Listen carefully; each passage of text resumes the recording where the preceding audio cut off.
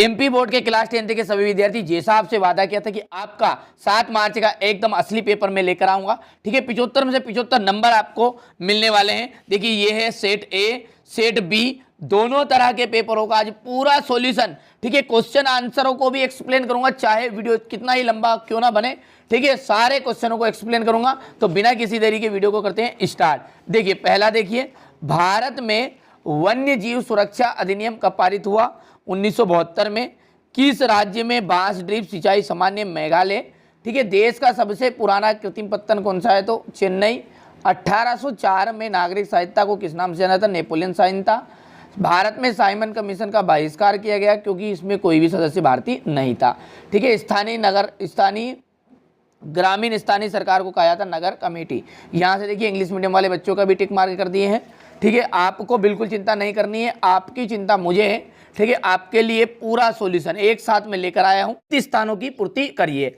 विनिर्माण उद्योग सामान्यतः आर्थिक विकास की रीढ़ समझे जाते थे। ठीक है, देश की पहली रेलगाड़ी मुंबई और थाने के मध्य चलाई गई थी।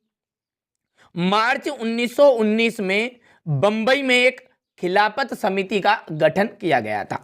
इंग्लैंड के कपड़ा व्यवसायी स्टेपल्स से ऊन खरीदते थे।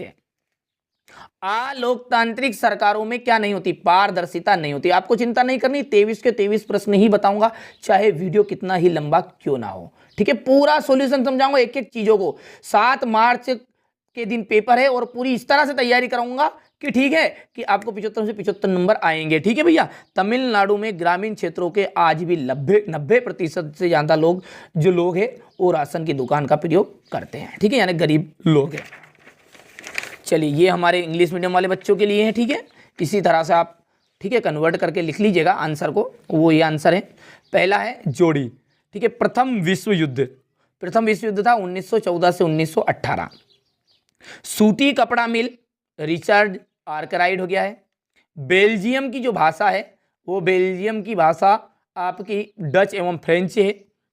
महिला साक्षरता दर ठीक है 54% है। सरकार का बेहतर रूप लोकतांत्रिक। ठीक है, 2011 की भारत की साक्षरता दर थी 73%। ठीक है, यहां से देखिए हमारे इंग्लिश मीडियम वाले बच्चे स्क्रीनशॉट लेंगे। ठीक है, फिर मैं बता रहा हूं यही प्रश्न आएंगे। ठीक है, पेपर का स्ट्रक्चर भले ही किस तरह का होगा, 4 तरह के पेपर करिएगा कंप्लीट। इसलिए बीच में कह रहा हूं कि बच्चे क्या करते हैं, एक तरह का पेपर देखते हैं और फिर बाद में ठीक है अपना भविष्य बिगाड़ लेते हैं। देखिए हमारा जो उद्देश्य है वो यही है कि आप अच्छे अंक प्राप्त करें, चाहे आप चैनल को सब्सक्राइब करें या ना करें, मेरे को उससे कोई फर्क नहीं पड़ता है। ठीक है, मेरा जो उद्देश्य सिर्फ इतना सा है कि मेरी वजह से आपको अच्छे अंक प्राप्त हो। सीमांत सड़क संगठन कब बनाया गया? 1960 में। रोलेट अधिनियम कब लागू हुआ था? अप्रैल 1919 में। कार्यपालिका और विधायिका द्वारा बनाए कानूनों पर अंकुश कौन रखता है? न्यायपालिका रखती है। जीडीपी में सबसे अधिक योगदान किसका है? तृतीयक क्षेत्रक का। बैंक जो होती है वो जमा राशि के एक बड़े भाग को किसके लिए इस्तेमाल करती है? ऋण देने के लिए। भारत में लघु उद्योग में कितने श्रमिक नियोजित है? 2 करोड़। चलिए यहां से क्वेश्चन नंबर 4 देख लीजिएगा। ठीक है, इंग्लिश मीडियम वाले बच्चे। और 2016 के में भारत जो है विश्व में चीन के बाद सबसे बड़ा तिलहन उत्पादक देश था। बिल्कुल एकदम राइट है। सार्वजनिक क्षेत्र में के उद्योग रिलायंस और टिस्को है, असत्य बात है। 1805 की जो फ्रांसीसी क्रांति हुई थी वो असत्य बात है। ठीक है, इसके बाद में यहाँ पर चौथा सत्य हो जाएगा। 5वां, लोकतंत्र जो होती है एक तरह का गलतियों का पुतला ही होता है, तो इसमें गुंजाइश ठीक है होती है गलतियाँ सुधारने की, यहाँ पर असत्य बात है। ठीक है, और ये अंतिम आपका असत्य है। ठीक है भैया, ये तो हो गया क्वेश्चन नंबर 5 तक। इसके बाद क्वेश्चन नंबर 6 को देखिए। भारत में पाई जाने वाली मिट्टियों के नाम। सतत पोषणीय विकास क्या है? पूरा सॉल्यूशन में समझा रहा हूं। ठीक है, यहां से आप स्क्रीनशॉट पहले पेपर का लीजिएगा। ठीक है, ताकि जो हमारे इंग्लिश मीडियम वाले बच्चे हैं ठीक है वो इन क्वेश्चनों को देखिए, उनका सॉल्यूशन दे पाना संभव नहीं है। हिंदी मीडियम वाले बच्चों का पूरा सॉल्यूशन समझाऊंगा। ठीक है, यहां से आप ध्यान से समझ लीजिएगा। डिजिटल भारत क्या है? बंदरगाह पतन में अंतर। कार्नला क्या था? आयात शुल्क से क्या से है? औद्योगिक मजदूरों से क्या से है? जिन बच्चों ने साल भर मेहनत की है ना वो बच्चे ठीक है अपने आप समझ रहे हैं कि यही प्रश्न आने वाले हैं। ठीक है, पंचांग से क्या से है? ज्ञान आधारित समाज किसे कहते हैं? अधोसंरचना से आप क्या समझते हैं? इसके बाद एक किन उद्योगों का वैश्वीकरण पर बुरा प्रभाव पड़ा। ठीक है, वर्ष 1991 के पूर्व भारत के विदेशी व्यापार की नीति क्या थी। जैव विविधता क्या है, या हमारे मानव जीवन के लिए क्यों महत्वपूर्ण है। भारत के वनों को कितने वर्गों में बांटा गया है। एकात्मक शासन का अर्थ बताइए। एटीएम क्या है, स्पष्ट कीजिए। मुद्रा के कार्यों की व्याख्या आपको करनी है। ठीक है, इसके बाद में यहां से देखिए, हमें खनिजों के संरक्षण की आवश्यकता क्यों है। भारत के लोगों ने रोलेट एक्ट का विरोध क्यों किया। सत्याग्रह के विचार का क्या मतलब है। भारत में राजनीतिक दलों की भूमिका बतानी है। एक दलीय व्यवस्था को उदाहरण सहित बताना, क्या यहाँ लोकतंत्र के लिए एक सही विकल्प है। भारत में पाई जाने वाली मिट्टी के नाम बताइए। ठीक है, तो चलिए इसके सॉल्यूशन को अच्छे से समझ लेते हैं। यहां से देख लेते हैं भारत में पाई जाने वाली मिट्टियों के नाम। तो भारत में जो है मुख्य रूप से 6 प्रकार की मिट्टी पाई जाती है। जैसा कि हम पहली जो मिट्टी है वह है काली मिट्टी। ठीक है, जिसको हम रेगर मिट्टी के नाम से भी जानते हैं। किन के नाम जानते हैं, रेगर मिट्टी के नाम से। ठीक है, और दूसरी है जलोढ़ मिट्टी। ठीक है, और लाल मिट्टी, लेटेराइट मिट्टी, मरुस्थली मिट्टी और पर्वतीय मिट्टी। तो ये 6 प्रकार की मिट्टी पाई जाएगी। काली, जिसे हम देखिए कपास युक्त मृदा के नाम से भी जाना जाता है, क्योंकि इसमें कपास की खेती उपयुक्त मानी जाती है। ठीक है, जलोढ़ मिट्टी सबसे अधिक उपजाऊ मिट्टी जो होती है वहाँ जलोढ़ मिट्टी होती है। इनकी सबकी विशेषताएं भी हम अगले वीडियो में कवर करेंगे, लेकिन हमारा जो यहाँ पर प्रश्न आया है वो है भारत में पाई जाने वाली मिट्टी। ठीक है, तो 6 के नाम आप लिख दीजिएगा, 2 नंबर में आएगा। ठीक है, अब देखिए इसी के अथवा में सतत पोषणी विकास से क्या आशय है। देखिए सतत पोषणी विकास का मतलब क्या होता है वो समझिए। ठीक है, देखिए विकास का मतलब होता है प्रोग्रेस करना, तरक्की करना। पोषणी का मतलब होता है जिसे अच्छी तरह से हम, जैसे कोई बच्चा होता है तो उसको अच्छी तरह से खिलाया पिलाया जाता है, तो उसको कहलाते हैं पोषण। पोषण देना, उसको विटामिन मिलना। सतत का मतलब है निरंतर। तो निरंतर विकास चलने वाली प्रक्रिया ही क्या कहलाती है, सतत पोषणी विकास। अब ये किस तरह, तो वो देखिए यहाँ पर लिखा हुआ जिसमें समझ में आ जाएगा। विकास की ऐसी प्रक्रिया जिसमें पर्यावरण को नुकसान ना हो। मतलब विकास तो हम करें, प्रोग्रेस करें, तरक्की करें, लेकिन हमारे पर्यावरण को नुकसान नहीं होना चाहिए। साथ ही साथ भविष्य में जो आने वाली पीढ़ियां है उनकी जरूरतों को भी अनदेखा ना किया जाए। तो इसे ही क्या कहते हैं, सतत पोषणी विकास कहते हैं। किसे कहेंगे, सतत पोषणी विकास। कि विकास की ऐसी प्रक्रिया जिसमें पर्यावरण को नुकसान ना हो और साथ ही साथ जो भविष्य में आने वाली पीढ़ियां है उनकी जरूरतों को भी अनदेखा ना किया जाए। इसे भी विकास को हम सतत पोषणी विकास के नाम से जानते हैं। ठीक है, तो देखिए 2 तरह से परिभाषाएं थी, यहाँ पर भी है और वहाँ पर भी, जो जमे वो लिख लेना, लेकिन वहाँ की सरल थी, थोड़ा सी अटपटी लैंग्वेज की यहाँ पर। चलिए इसके बाद में जो अगला है वो देखिए, जलोढ़ मिट्टी और काली मिट्टी में अंतर है। देखिए जलोढ़ का मतलब क्या होता है, नदियों के द्वारा बहाकर लाई गई मिट्टी जलोढ़ मिट्टी कहलाती है। ठीक है, जलोढ़ मिट्टी कहाँ की बनी, जो नदियों द्वारा। तो ये अधिक उपजाऊ होती है, ये थोड़ी कम उपजाऊ होती है। यहाँ मिट्टी का रंग हल्का भूरा होता है। इस मिट्टी का रंग कैसा होता है, हल्का भूरा, और ये मिट्टी जो है काले रंग की होती है। नदियों द्वारा बहाकर लाई गई मिट्टी को जलोढ़ मिट्टी कहते हैं। और काली मृदा का जो निर्माण है वो ज्वालामुखी उद्गार से निकलने वाले लावा से होता है। ठीक है, 2 नंबर का आएगा। 2 नंबर में बस इतना लिखिएगा, ज़्यादा लिखने की कोई ज़रूरत नहीं है। चलिए, मृदा संरक्षण से आप क्या समझते हो। मृदा संरक्षण, संरक्षण का मतलब क्या होगा, उसके नुकसान जो हो रहा है उससे उसकी रक्षा करना। संरक्षण का मतलब क्या होता है, रक्षा करना। अब मिट्टी की रक्षा करना किस तरह से, तो मिट्टी के अपरदन या क्षय को रोकना ही मृदा संरक्षण कहलाता है। किसे कहते हैं, मृदा संरक्षण। मिट्टी का जो कटाव है या बहाव है, ठीक है, यानी कि हम स्वाभाविक रूप से कह सकते हैं, यहाँ पर लिख देते हैं और सिंपल लैंग्वेज में, मिट्टी के कटाव या बहाव को रोकना ही मृदा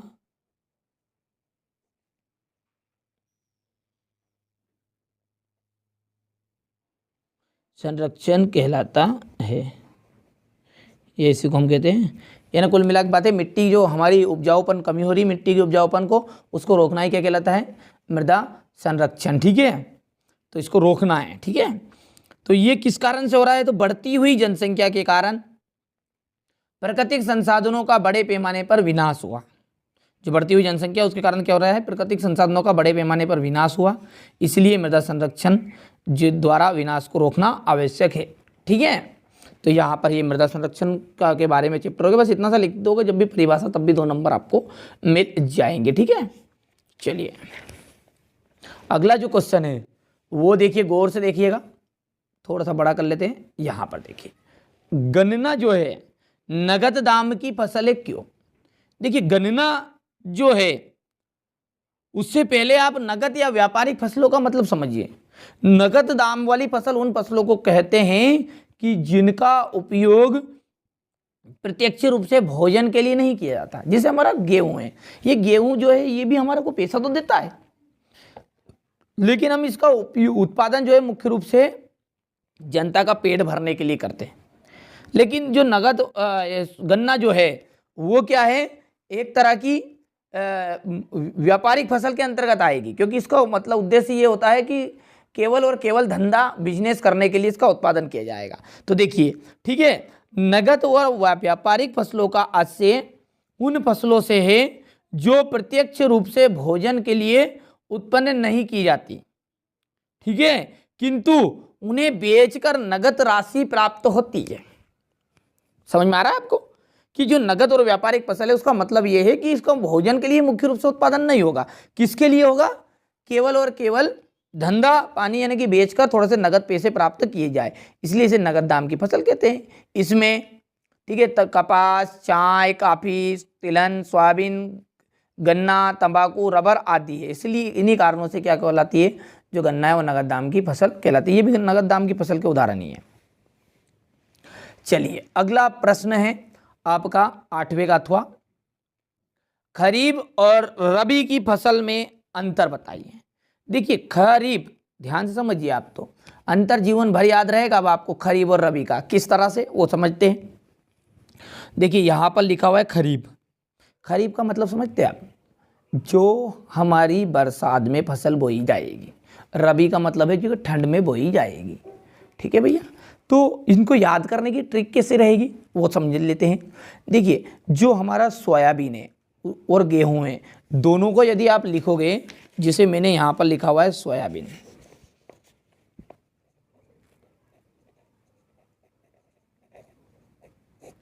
और एक तरफ लिख दिया मैंने गेहूं, ठीक है, इन दोनों में से नाम कौन सा बड़ा है, तो वही आपका बड़ा नाम वाला, और जो जिसका छोटा नाम है वो छोटा नाम वाला। देख लीजिए दोनों को, ठीक है। सोयाबीन जो है वो खरीफ में आ जाएगा, गेहूं जो है रबी में आ जाएगा। अब आप सब जानते हैं कि जो खरीफ की फसल है वो मानसून के आगमन पर बोई जाती है। कहीं पे बोई जाती है, मानसून के आगमन पर। ये मानसून का समापन होने पर इसको बोया जाता है, ठीक है। तो यहाँ पर हम लिख देंगे इसको कि ये फसल जो है मानसून के आगमन पर शुरू होती है, और ये जो मानसून ऋतु के संवाद में ठंड आएगा, शरद ऋतु, उसके आगमन पर बोई जाएगी। इन फसलों को पकने के लिए कम समय लगता है। सोयाबीन को आपने देखा होगा जल्दी जल्दी आ जाते हैं, लेकिन गेहूं को पकने में अधिक समय लगता है। 2 नंबर का अंतर है, इसलिए 2 नंबर के लायक तो ये हो गया। पर साथ ही साथ आप सब जानते हैं कि सोयाबीन है उनका उत्पादन कम होता है और गेहूँ का उत्पादन ज़्यादा होता है। तो ये जो खरीफ की फसल है इनका उत्पादन कम होता है और रबी की फसल का उत्पादन अधिक होता है, ठीक है। उदाहरण के लिए लिख सकते हैं, इनका प्रति हेक्टेयर उत्पादन कम रहेगा, इनका ज़्यादा रहेगा। साथ ही साथ यहाँ पर हम लिख सकते हैं उदाहरण में कि सोयाबीन, ठीक है, मक्का, ये सारी चीज़ में आएगी, और गेहूँ, चना इसमें और रबी की फसल के अंतर्गत आ जाएगा, ठीक है। विनिर्माण क्या है, ध्यान समझिए। विनिर्माण, निर्माण का मतलब क्या होता है, कोई भी एक वस्तु का उत्पादन हो गया। जैसे हमारी जो खेती है उसमें बोया गन्ना, अब जो गन्ना है उसका उत्पादन हो चुका है, यानी उसका निर्माण हो चुका है। अब उस गन्ने से कोई भी एक दूसरी तरह का उत्पाद बनाना, ठीक है, यानी कोई भी मूल्यवान वस्तु बनाएंगे, कोई भी उत्पाद बनाएंगे, जैसे चीनी, ठीक है, बांस से कागज, ये सब क्या है, विनिर्माण है। यानी कोई भी जो उत्पादन हो चुका है कोई भी वस्तु का, उस उत्पादन का फिर से दोबारा उसका रिवेन्यू करना, ठीक है, इन्हें नई चीज बनाना। जैसे कच्चे पदार्थ को मूल्यवान उत्पाद में परिवर्तित करना और अधिक मात्राओं में वस्तु के उत्पादन करने को ही विनिर्माण कहा जाता है। समझ में आया? विनिर्माण क्या है कि जैसे जो बांस है उससे हमने क्या बनाया, कागज, तो कागज बांस से प्राप्त हुआ, चीनी जो है वो गन्ने से प्राप्त हुई, ठीक है, तो ये कहलाएगा गन्ने से चीनी बनाना एक तरह का विनिर्माण है। समझ में आ गया? इतना सही लिखना, ज़्यादा आपको लंबा चौड़ा लिखने की जरूरत नहीं, 2 नंबर में पेपर में आने वाला है, ठीक है। कच्चे पदार्थ को मूल्यवान उत्पाद में परिवर्तित कर अधिक मात्रा में वस्तुओं के उत्पादन को ही विनिर्माण कहा जाता है। इसी के अथवा में प्रश्न है, स्पष्ट कीजिए कि कृषि और उद्योग किस प्रकार साथ साथ बढ़ रहे हैं। यहां पर आपको बताना है कि खेती जो है और कंपनियां हैं ये दोनों साथ साथ बढ़ रहे हैं, एक दूसरे के सहयोगी है पूरा के। तो आप सब जानते ही हैं कि जो भारत है हमारा वो कृषि प्रधान राष्ट्र है। हमारा जो देश है वो कैसा है, कृषि प्रधान देश है। आज कृषि का जो विकास है वो पूर्णतः उद्योगों के विकास पर ही निर्भर है। जैसे अभी मैंने बताया गन्ने से चीनी, जितनी ज़्यादा चीनी का उत्पादन होगा उतने गन्ने का माल की गुणवत्ता में सुधार आएगा, उनका भाव बढ़ेगा, ठीक है। तो जो आज कृषि है हमारी उसका पूर्णतः विकास किस पर निर्भर हो गया है, उद्योगों पर। कृषि में उर्वरकों कीटनाशकों के लिए कच्चे माल की आवश्यकता होती है, ठीक है। यहाँ कच्चा माल हमें कृषि से ही प्राप्त होता है। जैसे ठीक है, चीनी उद्योग के लिए गन्ना खेतों से ही प्राप्त होता है, ठीक है। समझ में आ रहा है आपको क्या कह रहे हैं यहाँ पर कि भारत जो है हमारा कृषि प्रधान राष्ट्र है और आज कृषि का जो विकास है पूर्णतः उद्योगों के विकास पर निर्भर है। कृषि में जो उर्वरक कीटनाशक है वो सारे के सारे, ठीक है, उनके लिए वो कच्चे माल जब कंपनी बनेंगे ये सारी चीज़ें, तो इनके लिए जो कच्चा माल है नहीं वो खेती ही हमारा काम करेगी। यहाँ कच्चा माल हमें सारे का सारा खेती से ही प्राप्त होता है। जैसे चीनी जो है उद्योगों के लिए गन्ना, चीनी उद्योग के लिए गन्ना जो है खेतों से प्राप्त होता है, ठीक है। अतः हम कह सकते हैं कृषि हमारे उद्योगों का आधार है और इस प्रकार कृषि और उद्योग जो है साथ साथ बढ़ रहे हैं और वास्तव में इन दोनों का क्या है, निकट का संबंध है। क्या है, दोनों में निकटता का संबंध है। सिंपल सी लैंग्वेज में मैंने बताया, सरल शब्दों में बताया है, ठीक है। स्क्रीनशॉट आप लेते चलिएगा, ठीक है। चलिए आगे बढ़ते हैं। क्वेश्चन नंबर जो 10 है, देखिए क्वेश्चन नंबर 10 में है सीमा सड़क की स्थापना कब और क्यों की गई। सीमा सड़क संगठन जो है उसकी स्थापना 1960 में की गई। इसने बोला था कब की गई, अब क्यों की गई उसके बारे में आगे। पूर्वोत्तर क्षेत्र में सीमावर्ती सड़कों के परिवहन से समन्वित तथा तीव्र विकास करके यहाँ के आर्थिक विकास को तेज किया जा सके। यानी कि क्या बोल रहा है ये कहना चाह रहा है कि जो पूर्वोत्तर क्षेत्र है उनमें सीमावर्ती जो इलाके हैं, सीमावर्ती मतलब जो हमारे बॉर्डर के इलाके हैं, उन पर परिवहन को तेज गति से चलाने के लिए, सुचारू ढंग से चलाने के लिए, ठीक है, उनका आर्थिक विकास करने के लिए यहाँ पर सीमा संगठन की स्थापना की गई, ठीक है। जिससे क्या हुआ, प्रतिरक्षा संबंधी व्यवस्था को मजबूत बनाया जा सके, ठीक है। सिंपल सा स्क्रीनशॉट ले लीजिएगा आप, ठीक है। इसी के अथवा में है देश के प्रमुख संचार साधन बताइए। अब देश के प्रमुख संचार साधन कौन कौन से हैं। संचार का मतलब क्या होता है, ठीक है, जो एक दूसरे तक सूचनाओं का आदान प्रदान करे वो संचार कहलाएं। सूचनाओं का आदान प्रदान करना ही क्या कहलाता है, संचार, ठीक है। अब साधन की बात कर रहे हैं यहाँ पर, तो संचार के जो साधन हैं संचार के वो है निजी संचार, जनसंचार में दूरदर्शन, रेडियो, समाचार पत्र समूह, हमारे जो प्रेस है मीडिया वाले हैं, ठीक है, सिनेमा है आदि जो है देश के समूह संचार के साधन है, ठीक है। यहाँ पर आप इसको ऐसा लिखिएगा, देश के प्रमुख संचार के साधन है। थोड़ी सी यहाँ पर कोचिंग में जब लिखवाया था बच्चों को तो उन्होंने थोड़ी बहुत मिस्टेक कर दी है, लिखने में कोई दिक्कत नहीं, मैंने सुधरा दिया, अच्छे से कंप्लीट कर लीजिएगा। चलिए इसके आगे के प्रश्नों को पढ़ते हैं। चलिए अब अगला है डिजिटल भारत क्या है, ठीक है। डिजिटल भारत, डिजिटल जो भारत है वो ज्ञान आधारित परिवर्तन के लिए भारत को तैयार करने के लिए एक विशाल कार्यक्रम है।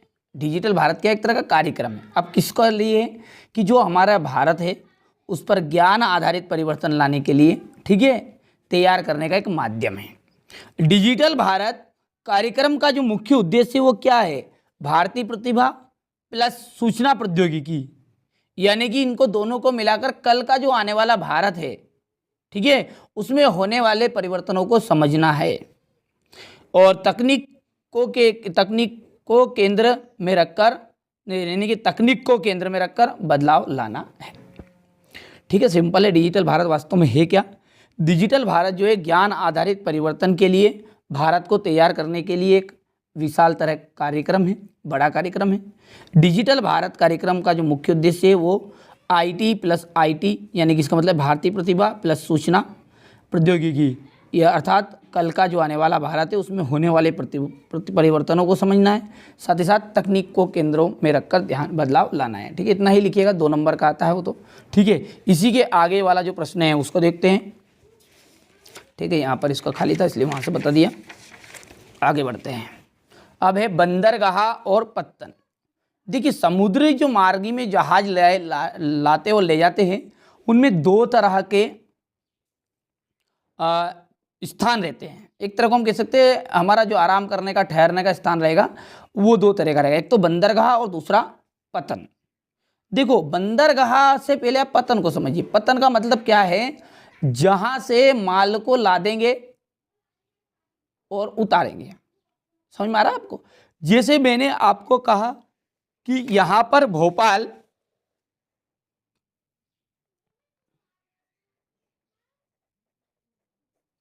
और उज्जैन,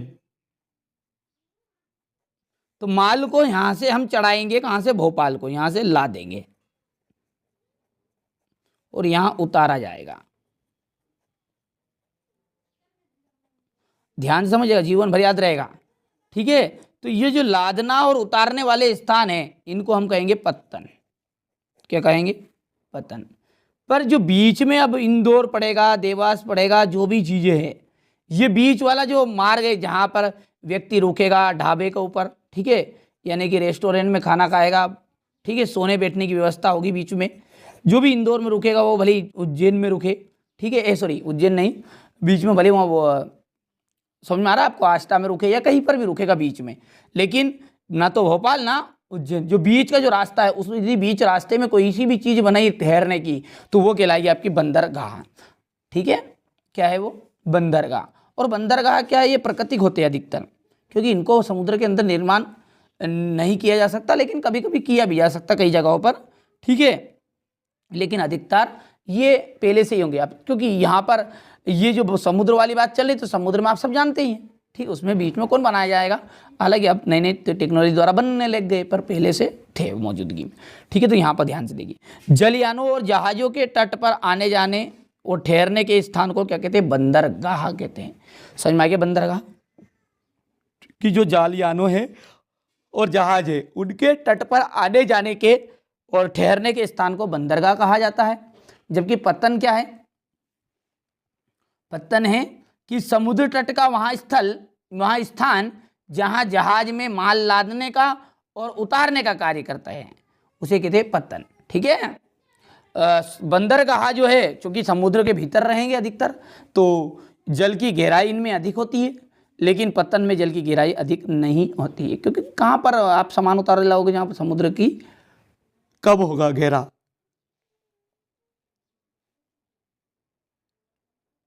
ये प्राकृतिक होते हैं तथा इनका निर्माण भी किया जा सकता है, लेकिन ये प्राकृतिक नहीं होते, क्योंकि इनको बनाया जाता है कि कहाँ से हमें माल उतारना है। बढ़िया बाकायदे जैसे रेलवे स्टेशन रहता है ना, इस तरह से बनाया जाता है। ठीक है भैया, 3 अंतर है, 2 अंतर वैसे आते हैं। ठीक है, जलयानों और जहाज़ों के तट पर आने जाने और ठहरने के स्थान को बंदरगाह, और ऐसा स्थल जहाँ से माल को लादेंगे और उतारेंगे उसे कहेंगे पत्तन। बंदरगाह में जल की गहराई अधिक होगी, पत्तन में जल की गहराई नहीं होती है। ये प्राकृतिक होते हैं, इनका निर्माण भी किया जा सकता है, ये प्राकृतिक नहीं होते, इनका निर्माण किया जाता है। ठीक है, जबकि ये प्राकृतिक होते, ये प्राकृतिक नहीं होते, कुल मिलाकर बात ये है। अच्छा, अब अगला प्रश्न देखते हैं। देखिए, कार्न ला क्या था?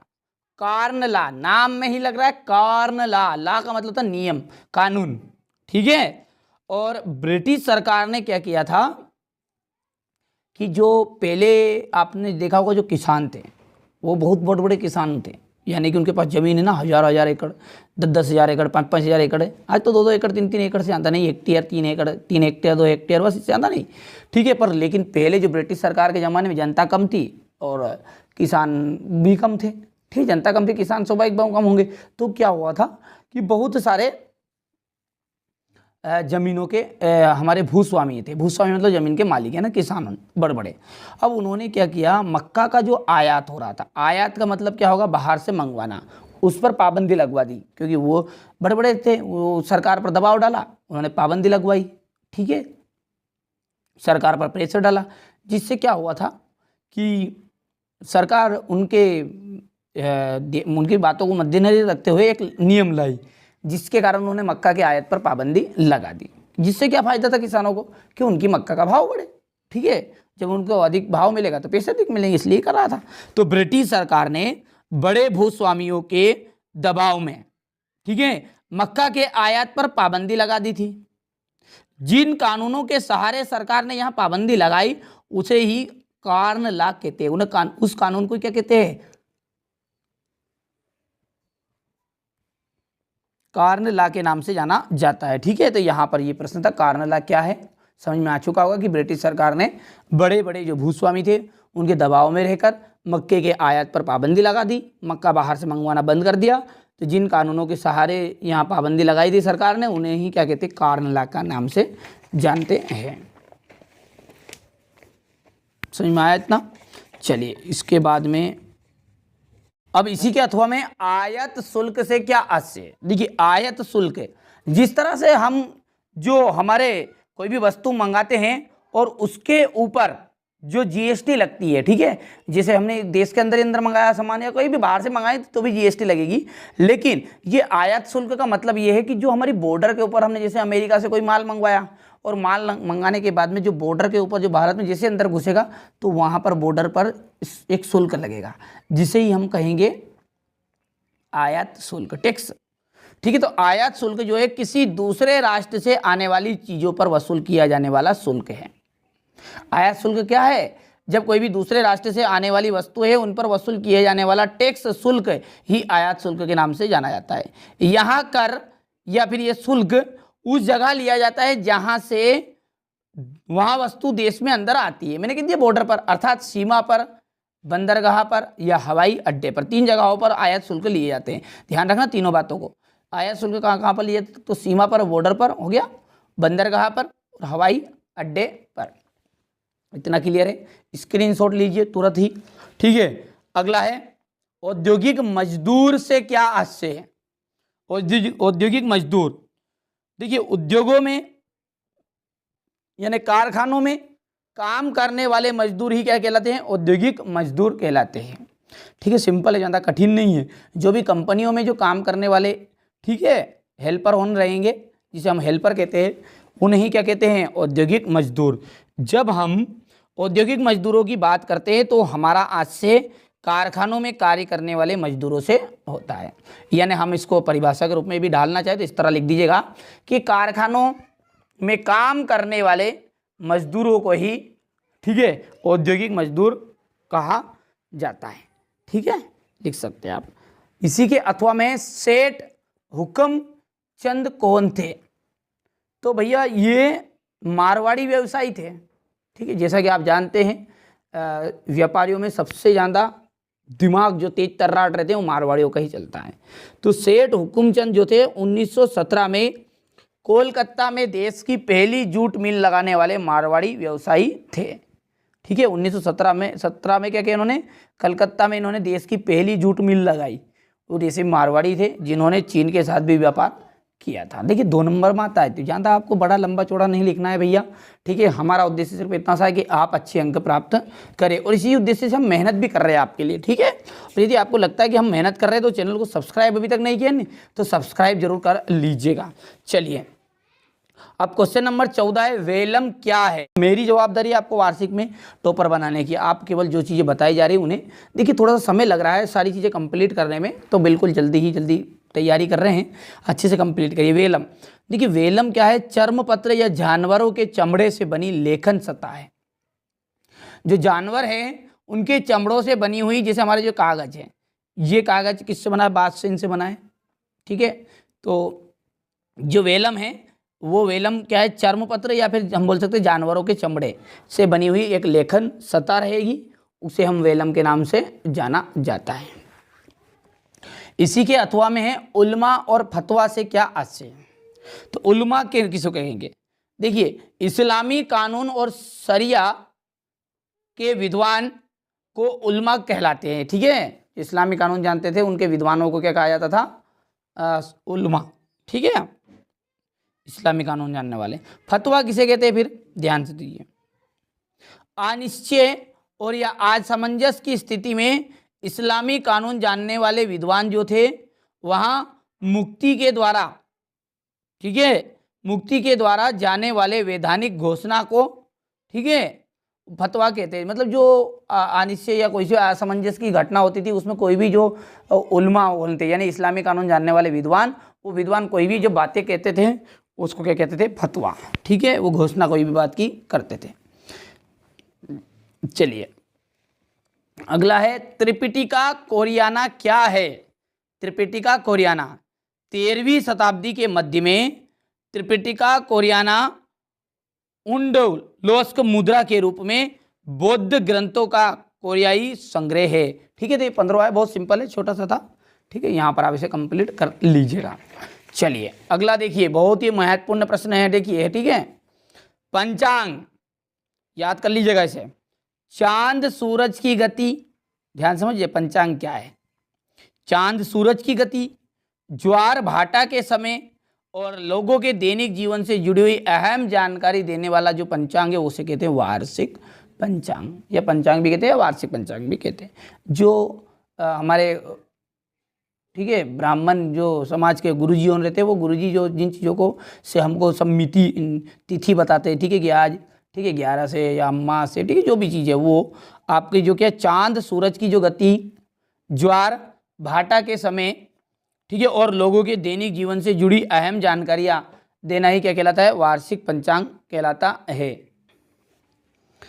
अब अगला प्रश्न देखते हैं, ज्ञान आधारित समाज किसे कहते हैं। देखिए नाम में ही लग रहा है, हेडिंग में ही, ऐसा समाज को हम कहेंगे, ठीक है, ऐसे समाज को हम ज्ञान आधारित समाज कहेंगे जिसपे जो सारी क्रियाएं होगी, जो सारे कार्य होंगे, जो सारे हमारे द्वारा कर्म किए जाएंगे, वो सारे कर्म किसके द्वारा किए जाएंगे, ज्ञान पर के आधार पर, यानी नॉलेज के आधार पर कोई भी काम करेंगे, ठीक है, उस समाज को हम कहेंगे ज्ञान आधारित समाज। देखिए 2 नंबर का सिंपल है, देखते समझते हैं, वहाँ समाज जिसमें सभी क्रियाएं उपलब्ध ज्ञान के आधार पर होती हैं।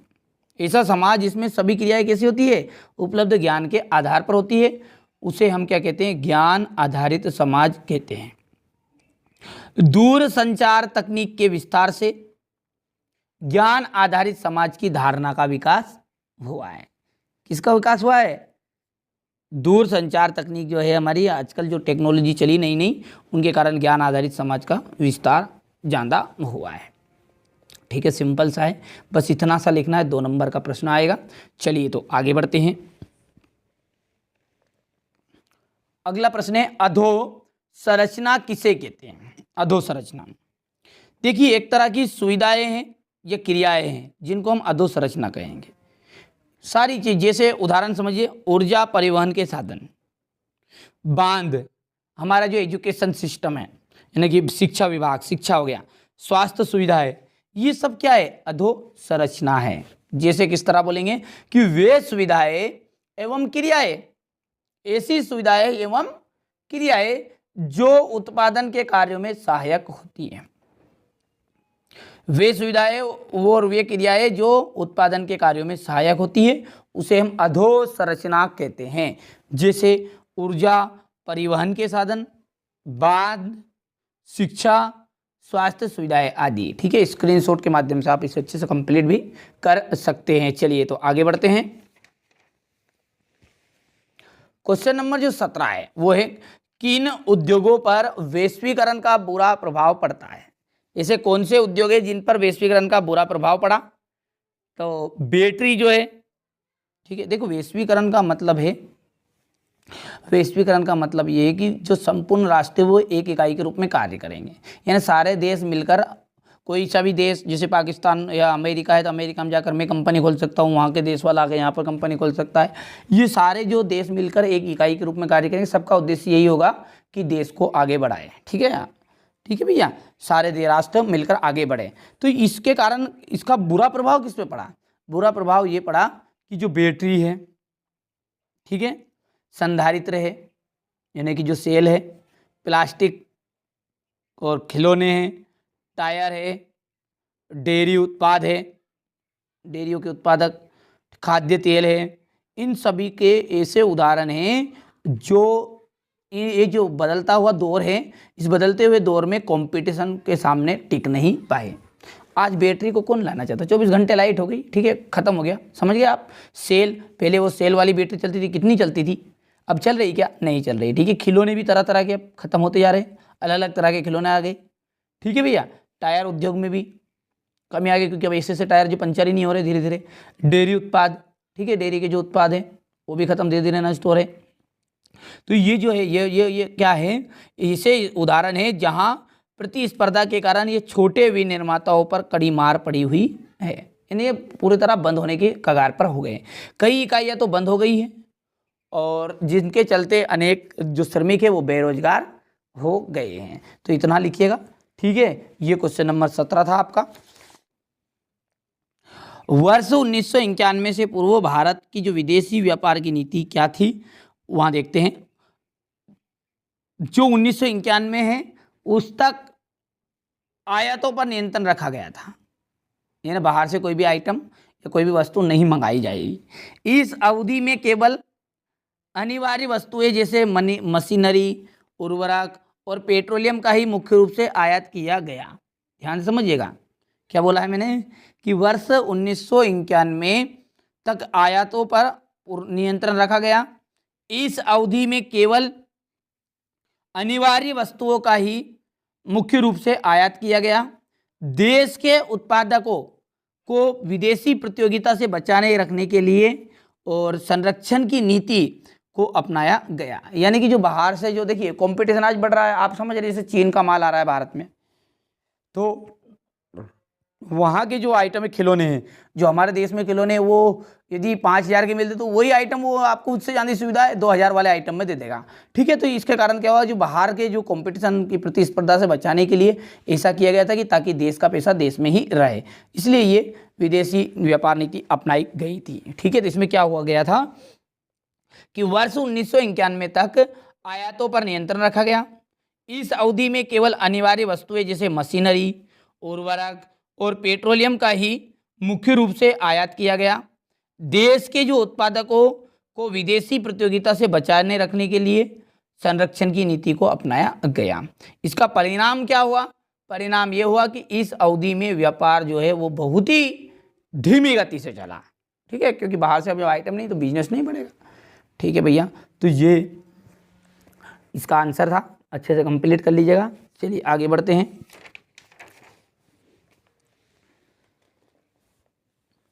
जैव विविधता क्या है, यहाँ मानव के लिए क्यों महत्वपूर्ण है, तो समझते हैं जैव विविधता क्या है। देखिए इसका जो आंसर है आप यहाँ से देखिएगा, क्योंकि यहाँ पर सिंपल लैंग्वेज में है।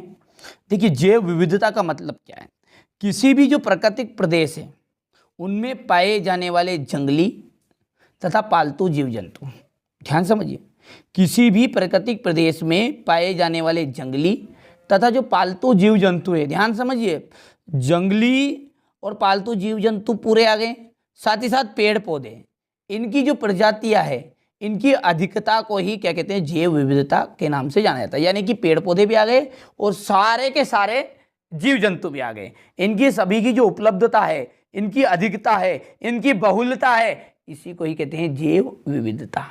ठीक है भैया, सिंपल है। तो 2 नंबर में इतना सा लिखना है आपको। और आगे का जो प्रश्न बोल रहा है वो क्या बोल रहा है कि यह मानव जीवन के लिए क्यों महत्वपूर्ण है। देखिए क्योंकि यहाँ पर देखिए पूरे के पूरे चीज़ आ गए इसमें।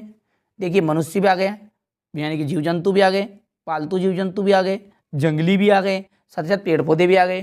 तो यानी कि ये जो है मानव की जो अनेक आवश्यकता होगी, जैसे पेड़ पौधे से आवश्यकता पूरी होती है, आप सब जानते हैं क्योंकि पेड़ पौधे या फिर फसल है जो इनके कारण ही तो क्या होता है, मनुष्य का जीवन चक्र टिका हुआ है। तो जैव विविधता के कारण ही मनुष्य को अनेक प्रकार की वस्तुएं प्राप्त होती हैं जिससे उसका अस्तित्व पृथ्वी पर बना हुआ है। यानी कि ये सारी चीज़ें, पेड़ पौधे ही नहीं रहेंगे तो मानव का अस्तित्व ही क्या रहेगा, तो जिससे उसका अस्तित्व पृथ्वी पर बना रहता है। अतः जैव विविधता जो है मानव जीवन के लिए बहुत ही महत्वपूर्ण है। ठीक है भैया, क्या लिखोगे आप कि किसी भी प्राकृतिक प्रदेश में पाए जाने वाले जंगली तथा पालतू जीव जंतु और पेड़ पौधों की जो प्रजातियों की अधिकता है उसी को ही जैव विविधता के नाम से जाना जाता है। अब जैव विविधता के कारण मानव को अनेक प्रकार की वस्तुएं, आवश्यकताओं की पूर्ति करने के लिए प्राप्त होती है जिससे उसका अस्तित्व पृथ्वी पर बना हुआ रहता है। अतः हम कह सकते हैं जैव विविधता जो है मानव जीवन के लिए बहुत ही महत्वपूर्ण है। इसके बाद में है, देखिए भारत में जो वन है उनको कितने वर्गों में बांटा गया है, आरक्षित वन, रक्षित वन और अवर्गीकृत वन। तो देखिए आरक्षित वन किसे कहते हैं, देखिए देश के जो आधे से ज्यादा वन है उन्हें आरक्षित वन घोषित किया गया है। जहां तक वन और वन्य प्राणियों के संरक्षण की बात है उनको आरक्षित वनों को सबसे पहले मूल्यवान माना जाता है। ठीक है, इतना सा लिखिएगा। इसके बाद में रक्षित वन, वन विभाग के अनुसार भारत के जो कुल वन क्षेत्र है उसका 1/3 भाग रक्षित है। ठीक है, इन रक्षित मतलब इसकी रक्षा करनी पड़ रही है। ठीक है भैया, और वन विभाग के अनुसार क्या हो रहा है, भारत के कुल वन में इसका 1/3 भाग यानी तीसरा हिस्सा, ठीक है, 3 पेड़ में से 1 पेड़, इनको रक्षित वन की श्रेणी में रखा गया है। इन वनों को और अधिक, उन वनों को और अधिक नष्ट होने से बचाने के लिए इनकी सुरक्षा की जाती है। ठीक है, इसी के अथवा में है अवर्गीकृत वन। अन्य सभी प्रकार के वन और बंजर भूमि जो सरकार, ठीक है, व्यक्ति और समुदाय के स्वामित्व में होती है उन्हें क्या कहते हैं, अवर्गीकृत वन कहेंगे। ठीक है, दो कुछ तो आरक्षित और रक्षित में चले गए और बचे कौन है, आरक्षित और रक्षित वन ऐसे स्थायी वन होते हैं जिनका रखरखाव इमारती लकड़ी या अन्य वन पदार्थों और उनके बचाव के लिए किया जाता है। चलिए अब देखिए क्वेश्चन नंबर जो 19 इसमें दिया गया, एकात्मक शासन का अर्थ स्पष्ट कीजिए। वीडियो बहुत ही लंबा बन रहा है इसलिए आप आज बढ़िया से स्क्रीनशॉट लीजिए। ठीक है, कंप्लीट कर लीजिएगा। ठीक है, चलिए इसी के अथवा में व्यवस्था की महत्वपूर्ण विशेषताएं लिखना। चलिए इसके बाद में ये क्वेश्चन नंबर 20, एटीएम क्या है। ठीक है, बढ़िया से स्क्रीनशॉट लीजिए आप। यहां से मुद्रा के प्रमुख कार्य,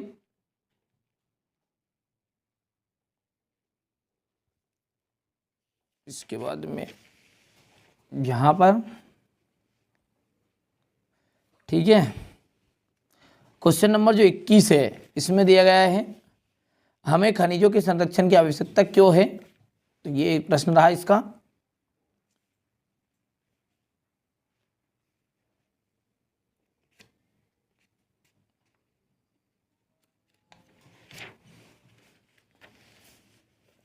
ये अथवा का प्रश्न, तांबे की उपयोगिता का वर्णन कीजिए और इसके प्रमुख उत्पादक क्षेत्र बताने हैं। ये क्वेश्चन नंबर 22, भारत के जो लोग हैं उन्होंने रॉलेट एक्ट का विरोध क्यों किया।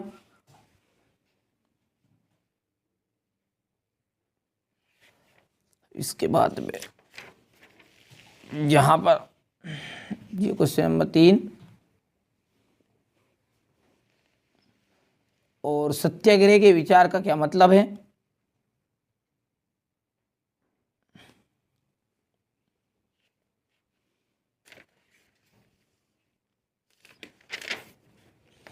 क्वेश्चन नंबर 23 देखिए, भारत में राजनीतिक दल की भूमिका।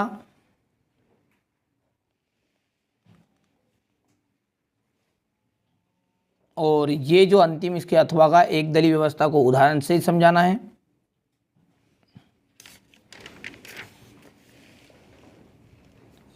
तो ये सेट ए पूरी तरह हमने कंप्लीट कर लिया है। ठीक है, अब सेट बी का पूरा सॉल्यूशन दूंगा जिस तरह सेट ए का 1 से लगाकर 23 तक का दिया है। ठीक है, तो बिना किसी देरी के चलिए सेट बी को भी अच्छे से समझ लेते हैं। सी रबी की फसल है। ठीक है, तो इसमें से रबी की फसल जो है वो है आपकी चना, क्योंकि चना जो है वहां ठंड में बोया जाता है और ठंड वाली फसल को कहते हैं रबी की फसल। देश का सबसे पुराना कृत्रिम पत्तन कौन सा है? ठीक है, तो चेन्नई एकदम राइट रहेगा। चलिए इसके बाद में अगला देखते हैं, यहां से देख लीजिए,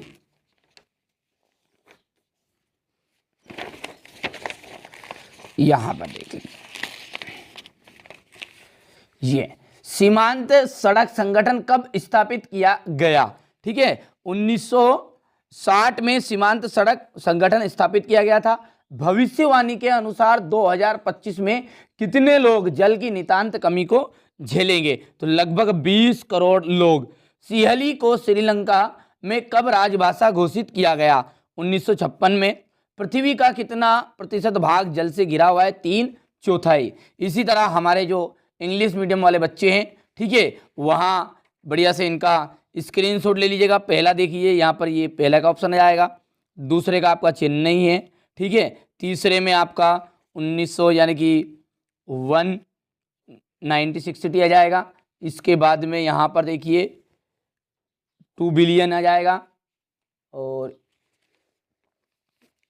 पाँचवें का यदि बात करें, ठीक है, तो यहाँ पर आ जाएगा ये 1956 आ जाएगा और 3/4। ठीक है, ये। अब रिक्त स्थान को देखिए, मनुष्य का वस्तु निर्माण करने का कार्य क्या कहलाता है? उद्योग कहलाता है। ठीक है, मैंने पहले से भर लिए थे जितने जो चीज़ है। मैं चाह रहा हूँ कि कम समय आपके पास है और मेरी वजह से, देख लीजिए, मेरी वजह से आपको 75 में से 75 नंबर मिले तो मुझे मेरे लिए इससे बड़ी खुशी नहीं होगी। ठीक है, मुझे कोई मतलब नहीं सब्सक्राइब आप करें या ना करें। ठीक है, बहुत सारे जो बच्चे हैं वो तरह तरह के कमेंट करते हैं, मुझे उससे कोई फर्क नहीं पड़ता। जिन बच्चों को मुझ पर भरोसा है मैं उन्हीं के लिए यहाँ पर मेहनत कर रहा हूँ। ठीक है, आप बिल्कुल चिंता मत करें। तो मेरी पूरी जवाबदारी है आपको अच्छे नंबर दिलाने की। मेरा जो जीवन का लक्ष्य है केवल इतना सा है कि आपकी जब मार्कशीट आए तो उसमें मेरा कुछ हिस्सा रहे। कैसा हिस्सा? कि मेरी वजह से यदि आपको, ठीक है, 10% या 20% ज़्यादा बनी, जैसे आपकी 70 बनने की थी, ठीक है, आपके 80-85% बनी, ठीक है, तो जीवन भर आप मुझे याद करोगे। ठीक है, यही मैं आपके दिलों में बसना चाहता हूँ हमेशा के लिए। तो यही मेरा उद्देश्य, इसके अलावा और कोई उद्देश्य नहीं है। ठीक है, जातिवाद पर आधारित सामाजिक विभाजन सिर्फ भारत में ही होता है। भारतीय संविधान में भारत को राज्यों का संघ घोषित किया गया। बेल्जियम जो है यूरोप का एक छोटा सा देश है। भारत में सड़क जाल लगभग 56 लाख किलोमीटर का है। ये हमारे इंग्लिश मीडियम वाले बच्चे भर लीजिएगा। ठीक है, इसके बाद में है सही जोड़ी, वायु प्रदूषण का कारण। ठीक है, वायु प्रदूषण का जो कारण है वो है कार्बन मोनोऑक्साइड। ठीक है, क्या है? Carbon monoxide. करेंसी जो है देश की सरकार उसे प्राधिकृत करती है। चाय की बात करें तो असम आ जाएगा। गैर प्रजातंत्री देश चीन। ठीक है, नेपोलियन की हार 1815 और कांडला का आ जाएगा आपका गुजरात। ठीक है भैया, चलिए इसके बाद में यहां से देखिए, ये सही जोड़ी एक वाक्य में उत्तर है। ठीक है, हवाई जहाज बर्तन व तार बनाने के में किस धातु का प्रयोग किया जाता है? एल्युमिनियम का किया जाता है। साइमन कमीशन कब भारत पहुंचा? 1928 में। लैंगिक विभाजन किस पर आधारित है? सामाजिक अपेक्षाओं पर। बेल्जियम की जो भाषा है वो बेल्जियम की राजधानी है ब्रुसेल्स। जीडीपी का सबसे अधिक योगदान कौन से क्षेत्रक में होता है? तो तृतीयक क्षेत्रक में होता है। जो क्वेश्चन आंसर है उनको भी एक्सप्लेन करूंगा, थोड़ा इसलिए जल्दबाजी कर रहे हैं। ठीक है, उनको मैं, ये तो आप याद कर लोगे, क्वेश्चन आंसर याद करने में आपको कठिनाई होती तो मेरी जवाबदारी है, मैं पूरा एक्सप्लेन करूंगा ताकि आपको बहुत ही सरल लगेगा। ठीक है, यहाँ पर क्वेश्चन नंबर 4 है, बेरोजगारी की आशंका के कारण मजदूर नई प्रौद्योगिकी को पसंद करते थे। सत्य बात है। ठीक है, भारतीय संघ की कई इकाइयाँ बहुत ही कम अधिकार है। बिल्कुल सत्य है। ठीक है, तीसरा जो है वो असत्य, चौथा आपका सत्य रहेगा, पांचवा असत्य रहेगा, छठा आपका एकदम राइट रहेगा। ठीक है, तो ये आपका देख लीजिए, स्क्रीनशॉट ले लीजिएगा। ठीक है, इसके बाद में यहां से देखिए ये ट्रू फॉल्स है। ठीक है,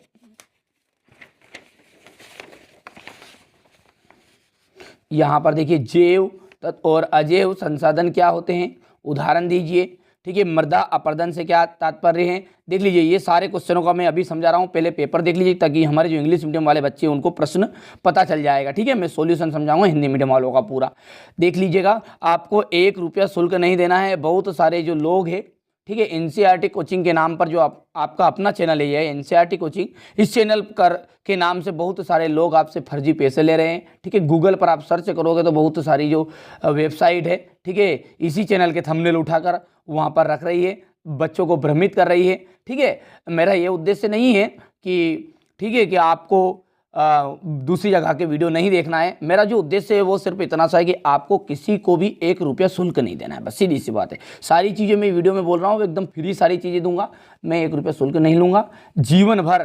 ठीक है, मुझे आपसे कोई पैसे नहीं चाहिए, बिल्कुल आपको चिंता नहीं करनी। आप तो अच्छे अंक प्राप्त करें। फिर मैं बता दूं, मेरा उद्देश्य यही है कि मार्कशीट जब आए आपकी, ठीक है, अंक सूची जब आए तो आपके चेहरे पर एक खुशी की लहर हो, बस वो खुशी की लहर में ही, ठीक है, मुझे पूरी संतुष्टि है। ठीक है भैया, आधारभूत उद्योग से क्या आशय है, उदाहरण दीजिए।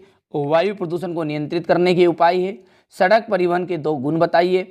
परिवहन के साधन तथा संचार के साधनों में अंतर। ठीक है, what difference between transport and means communication. ठीक है भैया, रेल परिवहन कहाँ पर अत्यधिक सुविधाजनक परिवहन का साधन है तथा क्यों। राज्य राजमार्ग से क्या आशय है। हायर परचेस व्यवस्था क्या है। वीटो निषेधाधिकार से क्या अर्थ है। जाबर कौन थे। औद्योगिक उत्पादन से क्या आशय है। गुटखा से क्या आशय है। कंपोजिटर व गेली क्या है। मुद्रण की सबसे पहली तकनीक कब, कहाँ और कैसे विकसित हुई। ठीक है, यहाँ से देखिए क्वेश्चन नंबर 15, पूरे क्वेश्चनों को एक्सप्लेन करूंगा, जैसा वादा किया है पूरा निभाऊंगा। 4 तरह के पेपर बताऊंगा, ध्यान से सुन लीजिएगा। ठीक है, जो बच्चा यहाँ तक वीडियो देख रहा है, 4 तरह के पेपर कर लीजिए। 75 में से 75 नंबर मेरी जवाबदारी है। ठीक है, हिंदी में भी वही आया था जो बताया था, पर ठीक है, जिन बच्चों ने, अब देखिए कि एक तरह का पेपर देखते हैं और तरह तरह के कमेंट करते हैं, फिर ठीक है, तो इसलिए आप चारों तरह के पेपर देखिए और फिर मिलान करिए। ठीक है, आता है या नहीं आता है। ठीक है, प्लेलिस्ट को फॉलो करिए, आपको प्लेलिस्ट को फॉलो करना है। ठीक है भैया, यहाँ पर देखिए क्वेश्चन नंबर 19 से एकात्मक शासन के दोष बताने हैं। हमें भारत में औपचारिक स्रोतों को बढ़ाने की क्या जरूरत है, ऋणों की। ठीक है, केंद्रीय बैंक से आप क्या समझते हैं। लौह और अलोह खनिज के बारे में। गांधी जी ने असहयोग आंदोलन वापस लेने का फैसला क्यों लिया। ठीक है, पहले विश्व युद्ध ने भारत में राष्ट्रीय आंदोलनों के विकास में किस प्रकार योगदान दिया। किसी भी राजनीतिक दल के क्या गुण होते हैं। क्षेत्रीय दल और राष्ट्रीय दलों के बीच में अंतर। तो ये टोटल 23 प्रश्न थे, मैंने 23 प्रश्न तो आपको पूरे बता दिए। चलिए, अब जो आपका ये क्वेश्चन नंबर, यहाँ से देखिए क्वेश्चन नंबर जो 6 है, ये जैव और अजैव संसाधन क्या होते हैं, यहाँ से हम बढ़िया से सॉल्यूशन को समझते हैं।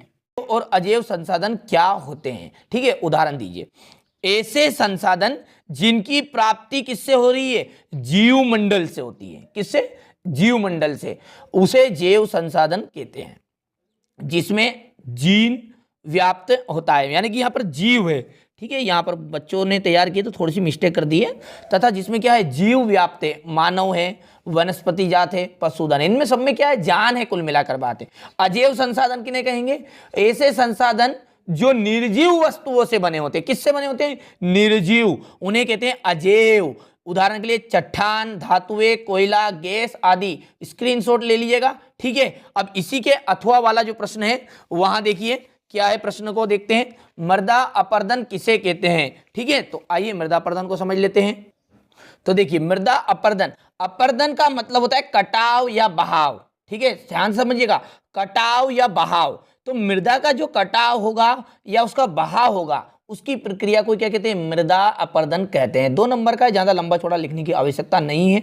ठीक है, तो मृदा के कटाव और उसके बहाव की प्रक्रिया को क्या कहते हैं, मृदा अपरदन कहते हैं। अगला देखते हैं, पवन अपरदन किसे कहते हैं। देखिए, पवन अपरदन, ध्यान से समझिए, पवन अपरदन का मतलब क्या है। अपरदन का मतलब यह बताया हमने, कटाव या बहाव। तो भैया देखिए, पवन यानी कि हवा, हवा के द्वारा जब मिट्टी ठीक है बहेगी, उड़ेगी, तो ठीक है, आप जानते हैं कि हवा के द्वारा क्या है, मिट्टी एक स्थान से दूसरे स्थान पर उड़कर जाएगी, बस यही कहलाएगा आपका पवन अपरदन। देखिए, पवन द्वारा मैदान अथवा ढालू क्षेत्र से मिट्टी यानी कि मृदा को उड़ा ले जाने की प्रक्रिया। ठीक है, किसके द्वारा? हवा के द्वारा जो मिट्टी है उसको उड़ाने की प्रक्रिया, यानी कि उसको एक स्थान से दूसरे स्थान पर ले जाने की प्रक्रिया। देखिए बहुत ही आसान और सरल तरीके से समझा रहा हूं। यही प्रश्न आएंगे, हुबहू आएंगे, पूरी गारंटी, आप अच्छे से कंप्लीट करिए, ठीक है। जिन बच्चों को भरोसा है वो कंप्लीट करिएगा, ठीक है। यही मैंने कोचिंग में भी पढ़ा है, यही मैं आपको बता रहा हूँ, ठीक है। आप और कोचिंग में कोई मतभेद नहीं है, आप भी मेरे एक परिवार की तरह हैं और हमारा उद्देश्य यही है कि आप अच्छे अंक प्राप्त करें, ठीक है। तो हवा के द्वारा मैदान अथवा ढालू क्षेत्र में मिट्टी को उड़ा ले जाने की प्रक्रिया क्या कहलाती है? पवन अपर्दन कहलाती है। चलिए इसके बाद अगला देखिए, अगला है समोच्च जुताई किसे कहा जाता है? क्या है प्रश्न आपका? समोच्च जुताई। देखिए समोच्च जुताई का मतलब क्या है? जो ढाल वालू क्षेत्र होते हैं ना, ठीक है, उन पर कैसे बताऊं आपको, यहाँ पर देखिए थोड़ा सा यहाँ पर समझ लेते हैं, ठीक है। ये आपके ढाल है, जैसे कोई भी एक जमीन है वो इस तरह की है, ठीक है, जैसे यहाँ पर है, ठीक है, ये इस तरह की जमीन है ढालू, तो इन पर क्या करेंगे? खेती इस तरह से खेती करेंगे, इस तरह से, ठीक है, इस तरह से, ताकि यहाँ से जो मिट्टी बहे वो यहाँ आकर रुक जाए, यहाँ से थोड़ी बहुत यहाँ रुके, यहाँ रुके, इस तरह मिट्टी का जो कटाव है वो थोड़ा सा, मिट्टी का कटाव तो होगा भैया, जैसे आप जानते हैं कि ढालू क्षेत्र थोड़ा बहुत तो होगा, पर उनको काफ़ी हद तक रोका जा सकता है, बस इसे कहते हैं समोच्च जुताई। देखो ढाल वाली भूमि पर समोच्च रेखाओं के समांतर, ठीक है, ढाल वाली जो भूमि है उस पर समोच्च रेखाओं के समांतर हल चलाने से ढाल के साथ जल के बहाव की गति क्या हो जाती है? घट जाती है। इसे ही समोच्च जुताई कहा जाता है, ठीक है। अब खरीफ की फसलों के नाम देखिए, रबी, रबी का मतलब क्या होता है? देखिए ये तो यहाँ पर बहुत सारे नाम लिखे, पर आपको याद रखने की एक ट्रिक बताता हूँ, ठीक है। रबी, रा से रबी हो गया है, ठीक है, खा से खरीफ हो रहा है, पर दोनों में अंतर देखिए, इसमें 3 आपके क्या है? अक्षर है, इसमें 2 अक्षरों से मिलकर बनाए, तो जिसमें 3 अक्षर है यानी कि सोयाबीन और गेहूं, 2 ध्यान नाम दीजिए, तो सोयाबीन और एक गेहूं, दोनों में आप बताइए छोटा कौन है? गेहूं, लिखने में गेहूं छोटा रहेगा, तो यहां पर रबी भी देखिए छोटा है, गेहूं भी छोटा, खरीफ यानी कि सोयाबीन और खासे खरीफ, खासे सोयाबीन हो जाएगा, ठीक है भैया। तो यहाँ से ध्यान से रख लीजिए बात को कि देखिए गेहूं आ गया इसमें, अब गेहूं के साथ साथ आप जो समझ गए जो जो आइटम बोए जाते हैं, जो मटर, चना, सरसों, ठीक है, ये मुख्य रूप से कौन सी रबी की फसल है? ठंड में बोई जाने वाली फसल। खरीफ जो है बरसात में बोएंगे, तो यहाँ इसमें सोयाबीन आएगा, मक्का आएगी, चावल आएगी, बाजरा आएगा, तुअर आएगी। देखिए बहुत सारे बच्चों के मन में ये रहता है विचार कि जो मक्का है वो तो ठंड में भी बोते, गर्मी में भी बोते, पर लेकिन जो मुख्यतः है इसको फसल ये मुख्य रूप से बोई जाती है खरीफ में, ठीक है ना, बारिश में, इसलिए इसको खरीफ की फसल कहा जाता है, ठीक है। एक बच्चे ने कमेंट किया था पहले वीडियो में कि मक्का जो है सर वो तो रबी की फसल भी हो सकती है क्योंकि रबी में भी बोई जा सकती है, तो नहीं भैया, ठीक है, मक्का जो है वो खरीफ की फसल के अंतर्गत आएगी क्योंकि उसका जो बोने का सीजन रहेगा था वो सिंपल सी बात है बारिश में बोई जाती है। अब देखिए भारत में उगाए जाने वाली मुख्य रेशेदार फसलें कौन कौन सी है? तो देखिए मुख्य रेशेदार फसलें, कपास, देखिए रेशेदार फसल का मतलब क्या है? जिनसे रेशे प्राप्त हो, ऊन प्राप्त हो, ठीक है, कपास, जूट, सन और प्राकृतिक रेशम भारत में उगाई जाने वाली 4 मुख्य रेशेदार फसलें हैं। आधारभूत उद्योग किन्हें कहते हैं या इनसे क्या से उदाहरण सहित समझाइए। देखिए आधारभूत ऐसे उद्योग जो अन्य दूसरे उद्योगों के लिए क्या करे? आधार का काम करें, नीचे नींव का काम करें, तो वे उद्योग जो अन्य उद्योगों के आधार होते हैं, क्या होते हैं? वे उद्योग जो अन्य उद्योगों के क्या होंगे? आधार होते हैं। इनके उत्पादन अन्य उद्योगों के निर्माण तथा संचालन के काम आते हैं, जैसे लोहा इस्पात उद्योग हो गया, तांबा प्रगलन उद्योग हो गया, एल्यूमिनियम प्रगलन उद्योग हो गया, ठीक है। तो ये सब उद्योग कौन से उद्योग है? आपके आधारभूत उद्योग। सिंपल सी बात है, समझ में आ चुकी होगी। आधारभूत उद्योग क्या है कि जो दूसरे उद्योगों के लिए आधार का काम करेंगे, ठीक है, तथा उनके संचालन और उनके निर्माण के काम में आते हैं, बस वो कहलाएंगे आपके आधारभूत उद्योग। चलिए अगला देखते हैं, वायु प्रदूषण को नियंत्रित करने के उपाय। देखिए वायु प्रदूषण को नियंत्रित करने के उपाय, जैसा कि आप सब जानते हैं क्योंकि ये उद्योग से रिलेटिव चैप्टर का क्वेश्चन है, तो सारे जो पॉइंट रहेंगे वो उद्योगों से संबंधित ही रहेंगे। कारखानों की चिमनियों को ऊंची बढ़ानी चाहिए, ठीक है। उद्योगों में कम से कम प्रदूषण करने वाली प्रौद्योगिकी को अपनाना चाहिए, यानी कि कारखानों में क्या करना पड़ेगा कि जो कम प्रदूषण फैलाए वो ऐसी प्रौद्योगिकी, ऐसी टेक्नोलॉजी अपनानी चाहिए। प्रदूषणकारी उद्योगों को शहर से दूर स्थापित करना चाहिए। ठीक है, तो ये 2 नंबर का है, 3 लिख दिए, कोई दिक्कत नहीं है। इसमें सड़क परिवहन के कोई 2 गुण बताने हैं। ठीक है, तो देखिए सड़क परिवहन का मतलब है कि जो सड़क है उसके कारण कौन कौन सी हमको विशेषताएं मिली, कौन कौन से हमको लाभ हुए, वही चीज आपको इसके अंतर्गत लिखनी है। जो सड़कें हैं वो उबड़ खाबड़ जगहों पर भी बनाई जा सकती है। आप जैसा कि जानते हैं कि रेल से यदि तुलना करें तो जो रेल है वो सीधी रेखा में गमन करेगी। ठीक है, इस उबड़ खाबड़ जगहों पर नहीं चलेगी रेल, लेकिन जो हमारी सड़क है वो उबड़ खाबड़ क्षेत्रों में चला जाएगी। साथ ही साथ सड़कें जो है गाँवों को किससे जोड़ती है, शहरों से जोड़ती है। छोटी और कम दूरियों के लिए तीव्र गति के परिवहन के लिए सड़कें जो है द्वारा ही संभव है। ठीक है, मतलब छोटी और कम दूरी की जो वस्तुएं ले जाएंगे, मतलब कुल मिला के बात है कि कम दूरी तक पहुंचाएं। जैसे मान के चलिए 4-5 किलोमीटर तक सामान ले जाना तो वहां पर रेल का प्रयोग नहीं करेंगे। लंबी दूरी के लिए रेल है, लेकिन कम दूरियों के लिए और छोटी मोटी वस्तुओं को तीव्र गति से ज़्यादा तेज स्पीड से पहुंचाने के लिए सड़क के द्वारा इसे संभव बनाया जा सकता है। तो 3 लक्षण यहाँ पर आपको बता दिए गए हैं, कंप्लीट कर लीजिएगा। चलिए, इसके बाद है अगला है परिवहन के साधन तथा संचार के साधनों में अंतर। देखिए परिवहन के साधन और संचार के साधन, देखिए परिवहन का मतलब क्या है, वो धरती पर चलते जो। संचार मतलब क्या है, जो विद्युत तरंगों से संचरित होंगे। तो ये जल, धरातल और वायु पर चलते हैं। ठीक है, जल में भी चलेंगे, धरती पे मतलब धरती पर ही रहेगा सारी चीज, पर ये जो है ये विद्युत तरंगों से संचरित होते हैं। परिवहन के साधन यात्रियों एवं वस्तुओं को एक स्थान से दूसरे स्थान तक ले जाने में सहायता करते हैं। क्या करते हैं, परिवहन के जो साधन हैं वो यात्रियों एवं वस्तुओं को एक स्थान से दूसरे स्थान तक ले जाने में सहायता करेंगे, लेकिन जो ये विद्युत तरंगों से संचरित होंगे। तो यहाँ पर दूसरा पॉइंट है। ठीक है, थोड़ा सा बच्चों ने लिखा हुआ है कॉपी, तो थोड़ा सा यहाँ पर उन्होंने उनके हिसाब से लिख दिया, वो तो आपको मैं क्वेश्चन आंसर उपलब्ध करा रहा हूँ इसलिए वीडियो बना दिया। ठीक है, अच्छे से कंप्लीट करिएगा। पर आप संचार के साधन सूचनाओं और संदेशों का आदान प्रदान करते हैं। तो ये 2 अंतर आपके हो चुके हैं। अगला है क्वेश्चन नंबर 11 में है रेल परिवहन कहां पर अत्यधिक सुविधाजनक परिवहन का साधन है। ठीक है, तथा क्यों। जो रेल परिवहन है वो कहां पर अत्यधिक, मतलब रेल परिवहन के आपको यहाँ पर गुण बताने, कुल मिलाकर बातें आपसे पूछ ले कि रेल परिवहन के गुण बताइए, तो वो यही रेल परिवहन के गुण है। देखिए भारत में जो रेल परिवहन है वस्तुओं और यात्रियों के परिवहन का प्रमुख साधन है। रेल परिवहन ने मैदानी भागों में अत्यधिक सुविधाजनक है, क्योंकि रेल यात्री तथा माल ढोने का यहाँ प्रमुख साधन है। जो रेल है वो किनको, यात्री और माल ढोने का एक प्रमुख साधन है। रेल एक परिवहन से कई तरह के कार्य एक साथ किए जा सकते हैं, जैसे व्यापार, तीर्थ यात्रा। ठीक है, यहाँ पर आ जाएगा तीर्थ यात्रा, माल की ढुलाई आदि। ठीक है भैया, चलिए आगे बढ़ाते हैं। राज्य राजमार्ग से क्या आशय है, राज्य राजमार्ग, देखिए वे सड़कें जो राज्यों के विभिन्न जिलों को आपस में राजधानी से जोड़ेगी। ठीक है, ध्यान समझिए, जो राज्यों के विभिन्न जिलों को आपस में किससे जोड़ेगी, हमारी राजधानी से जोड़ेगी, वो राज्य राजमार्ग कहलाती है वे सड़कें। ठीक है, या फिर वो ऐसी सड़कें राज्य राजमार्ग सड़कें कहलाएगी और ऐसा मार्ग आपका राज्य राजमार्ग कहलाएगा। इसे राज्य महामार्ग भी कहते हैं। इसके विकास एवं रखरखाव की जिम्मेदारी किसकी होती है, राज्य सरकार की होती है। चलिए क्वेश्चन नंबर 12 की ओर बढ़ते हैं। तो क्वेश्चन नंबर 12 यहां पर देखिए, हायर परचेस क्या व्यवस्था थी। हायर परचेस जो है ऐसी व्यवस्था थी जिसमें खरीदार वस्तुएं कर्जे पर खरीदते थे और उनकी जो कीमत है वो उन्हें साप्ताहिक या मासिक किस्तों में चुकाई जाती थी। जो आजकल ये जो नाम है आप समझ सकते हैं, जिसको हम समूह कहते हैं।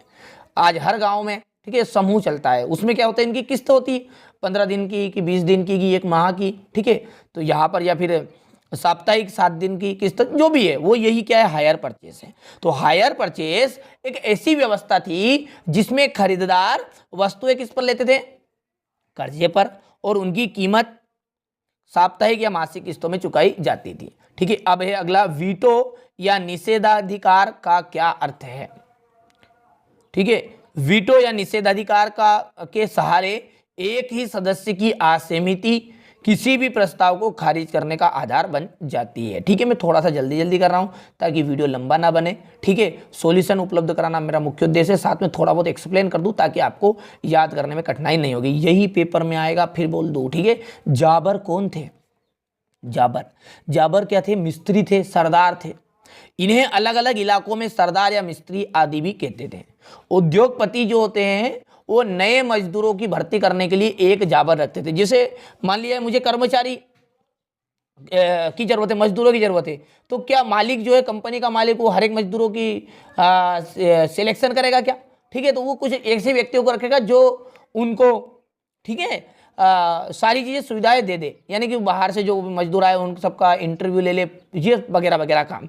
तो इन्हें अलग अलग इलाकों में सरदार या मिस्त्री आदि भी कहते थे। उद्योगपति नए मजदूरों की भर्ती के लिए प्रायः एक जाबर रखते थे। कितने जाबर? एक जाबर। जाबर कोई भी पुराना और विश्वस्त कर्मचारी होता था। जाबर कैसे था? मतलब कोई भी जो पुराना कर्मचारी, जो उसका विश्वास के लायक कर्मचारी होता था, उसी बता लगाते थे, नहीं तो वरना पता चलेगी ऐसे फर्जी आदमी को रख ले, ठीक है, कंपनी को बर्बाद कर दे। औद्योगिक उत्पादन से क्या आशय? नाम में ही लग रहा है औद्योगिक। औद्योगिक उत्पादन, उत्पादन का मतलब है पैदावार करना। अब किसमें? जब हम औद्योगिक उत्पादन की बात करते हैं तो हमारा आशय होता है फैक्ट्रियों में होने वाले उत्पादन से। यानी आप इसको परिभाषा के रूप में और अच्छे से एक्सप्लेन करना चाहते हैं, इसे लिख दीजिएगा कि ऐसा उत्पादन जो उद्योगों या फैक्ट्रियों में उत्पादित किया जाता है, ऐसा उत्पादन, ठीक है, या फिर जब कोई भी वस्तु, देखिए अब आप इस परिभाषा को ऐसा लिखिएगा, जब कोई भी वस्तुओं को फैक्ट्रियों या उद्योगों में उत्पादित किया जाता है या बनाया जाता है तो उसे, ऐसे उत्पादन को हम औद्योगिक उत्पादन कहते हैं। कुल मिला के बात सारांश यही कि फैक्ट्रियों में जो भी सामान बनेंगी, वस्तुएं बनेंगी, वो कहलाएगी आपकी औद्योगिक उत्पादन। चलिए क्वेश्चन नंबर 14 की बात करते हैं। चेकबुक या गुटखा से क्या आशय है? देखिए, चेकबुक पॉकेट बुक के आकार की किताबों के लिए इस्तेमाल किया जाता है। पॉकेट के साथ, ठीक है, मान के चलिए जैसे यहाँ पर ये आपका कवर है मोबाइल का, ठीक है, ये मोबाइल का कवर है, तो इतनी बड़ी जो आपकी, यहाँ पर देखिए, जैसे मैं इसको बता ही देता हूँ आपको, यहाँ पर इस तरह का इतनी बड़ी जो बुक रहती है, ये चेक बुक है, ठीक है, ये इतना सा, ठीक है, ये। तो ये चेकबुक पॉकेट बुक के आकार की किताबों के लिए इस्तेमाल किया जाने वाला शब्द है। इन्हें आमतौर पर फेरी वाले बेचते थे। ये 16वीं सदी में की मुद्रण क्रांति के समय बहुत ही ज़्यादा लोकप्रिय थी। क्वेश्चन नंबर 12 देख लीजिए। क्वेश्चन नंबर 13, ये क्वेश्चन नंबर 14 है। क्वेश्चन नंबर 15 है, मुद्रण की सबसे पहली तकनीक कहाँ और कैसे विकसित हुई? इसी के अथवा में देख लीजिए, गुटेनबर्ग कौन था? मुद्रण क्रांति में उनका योगदान बताइए।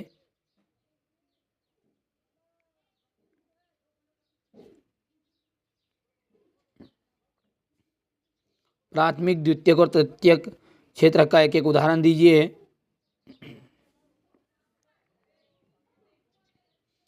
बहुराष्ट्रीय कंपनियों से आप क्या समझते हैं? क्वेश्चन नंबर 18 ये।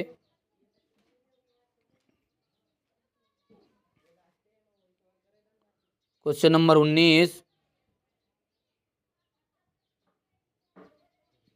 ये इसके बाद 8वां है, एकात्मक शासन के दोष वाला। क्वेश्चन नंबर 20, ठीक है, यहाँ से इसका अथवा देख लीजिए। ये आपका क्वेश्चन नंबर 21, जबकि क्वेश्चन नंबर 21 में आपका मानचित्र रहेगा, ठीक है, एक अथवा का प्रश्न। और ये 22वां है, ये इसके अथवा का, ठीक है। और ये अंतिम आपका क्वेश्चन नंबर 23, और ये इसका क्षेत्रजल और राष्ट्रजल में अंतर, ठीक है। तो ये पूरा मैंने सेट बी का पूरा सॉल्यूशन दे दिया है। ए बी सी डी 4 तरह के पेपर डाल दिए। प्ले लिस्ट को चेकआउट करिएगा और अच्छे नंबर प्राप्त कर लीजिएगा।